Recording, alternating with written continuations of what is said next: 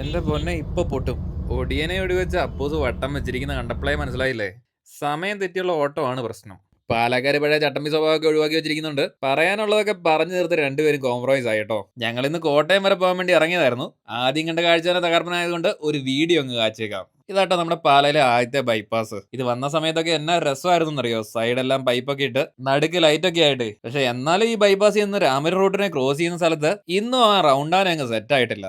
നേരത്തെ നമ്മൾ വീഡിയോ ചെയ്തപ്പോൾ ഉണ്ടായിരുന്ന റൗണ്ടാനയുടെ കമ്പിയൊക്കെ ഒടിഞ്ഞു പോയോണ്ടാന്ന് തോന്നുന്നു കുറെ ബാരല് ചുറ്റും വെച്ചിട്ടുണ്ട്. ഇത് മറ്റേനേക്കാളും കുറച്ചുകൂടെ കുഴപ്പമില്ലെന്ന് തോന്നുന്നു. പിന്നെ ഇതാട്ടോ ബൈപ്പാസ് ഉണ്ടായാലുള്ള ഗുണം. കണ്ടില്ലേ, ലാലംപള്ളിയുടെ പുറകില് പള്ളിപ്പറമ്പിൽ തന്നെയാന്ന് തോന്നുന്നു പുതിയ ബിൽഡിംഗ് ഒക്കെ വരുന്നുണ്ട്. ഈ വഴിക്ക് ഒരുപാട് ബിൽഡിങ്ങുകൾ പുതുതായിട്ട് വരുന്നുണ്ട് കേട്ടോ. പിന്നെ നമ്മുടെ ഗവൺമെന്റ് ഹോസ്പിറ്റലിലേക്കുള്ള വഴിയിൽ ഇപ്പൊ ഹോസ്പിറ്റലിലേക്കുള്ള വണ്ടി മാത്രമേ കടത്തി വിടുന്നുള്ളൂ. വഴിപണിയുടെ ഭാഗമാണെന്ന് തോന്നുന്നു. പാലാരി ഈ ബിൽഡിംഗ് ഇങ്ങനെ അടക്കാൻ തുടങ്ങിയിട്ട് ഏതാണ്ട് 10 കൊല്ലം കണ്ടായിട്ടോ. ഇത് വേറെ ആർക്കെങ്കിലും വാടകയ്ക്ക് കൊടുത്താലെന്നാ? പഴയ കരിങ്ങിനത്തിന്റെ തുണിക്കടയായിരുന്നേ. നമ്മുടെ ബൈപ്പാസിന്റെ ഭംഗിയൊക്കെ കണ്ടിങ്ങനെ വണ്ടിയിൽ ഇങ്ങനെ പോകുമ്പോൾ ഒരു ചേച്ചി ഇങ്ങനെ കൊച്ചിനെ കൊണ്ട് സ്കൂട്ടറിൽ പോകുന്നുണ്ട്. സാധാരണ ചേച്ചിമാര് സ്കൂട്ടറിൽ പോകുമ്പോൾ അലക്ഷ്യമായിട്ട് വണ്ടി ഓടിക്കാന്നും താറാവ് തുഴയുന്ന പോലെ തുഴയാന്നൊക്കെ പറയേ. പക്ഷെ ഈ ചേച്ചി അങ്ങനെയല്ല കേട്ടോ, നല്ല മാന്യമായിട്ടാട്ടോ പോകുന്നത്. പിന്നെ നമ്മുടെ PWD റെസ്റ്റ് ഹൗസിന്റെ അവിടെ വന്നു കഴിഞ്ഞപ്പോൾ നമ്മുടെ തമസയില്ലേ, പഴയ വഴിപ്പണിയൊക്കെ ചെയ്തോണ്ടിരുന്ന തമസ, അവരുടെ ഒരു അമ്മാവൻ വണ്ടി ഇവിടെ കിടക്കുന്നത്. കാടൊക്കെ കയറുന്നുണ്ട്. പുതിയ ടെക്നോളജി വന്നപ്പോൾ ഇവന്റെ ആവശ്യം അത്ര ഇല്ലേ. പിന്നെ നമ്മുടെ മരിയൻ സെന്റർ കഴിഞ്ഞത്തെ ഈ ജംഗ്ഷൻ ഉണ്ടല്ലോ, അത് ഇച്ചിരി കുഴപ്പം പിടിച്ച സ്ഥലം കേട്ടോ. നമ്മൾ എങ്ങനെ വന്നാലും നമുക്ക് ഇടതുവശത്തു നിന്നുള്ള വണ്ടി കാണാൻ പറ്റത്തില്ല. സൂക്ഷിച്ച് കയറിയില്ലെങ്കിൽ രക്ഷപ്പെട്ട ഇന്ത്യൻ പൗരനാവേ.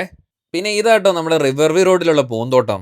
ഇതാണ് മെയിൻറ്റെയിൻ ചെയ്യുന്നതാണ് അപ്പുറത്തെ റബ്ബർ ഫാക്ടറിയിലുള്ള ജീവനക്കാരുമാണ്. അതെന്നാണേലും കൊള്ളാം. പിന്നെ ഇതാട്ടോ ലോറി പടിതാ. നമ്മുടെ വീട്ടിൽ മേടിക്കുന്ന പടുതാക്കൂട്ടല്ല, നല്ല കട്ടിയുള്ള പടുതയാ. പണ്ടൊക്കെ ലോറിക്കാരോട് എന്തെങ്കിലും വാശി വന്നാ ആൾക്കാർ വലിച്ച് കീറിക്കളയുന്ന സാധനമാണ് കേട്ടോ.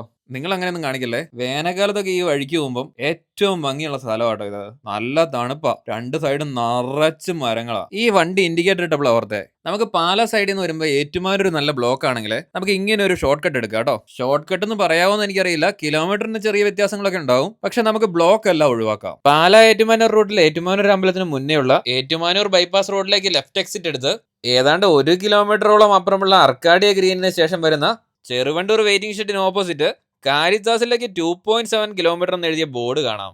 ഈ ഡയറക്ഷനിൽ തന്നെ മുന്നോട്ട് പോവുക. ഇനി വരുന്ന നാൽക്കവലയിൽ നിന്ന് നേരെ പോയാൽ MC റോഡാണ്. ഇടത്തോട്ട് പോയാൽ ഓൾഡ് MC റോഡും. ഓൾഡ് MC റോഡ് വഴിയാണ് യാത്ര ചെയ്യുന്നതെങ്കിൽ വലതുവശത്ത് പാരലായി MC റോഡും ഉണ്ടാവും.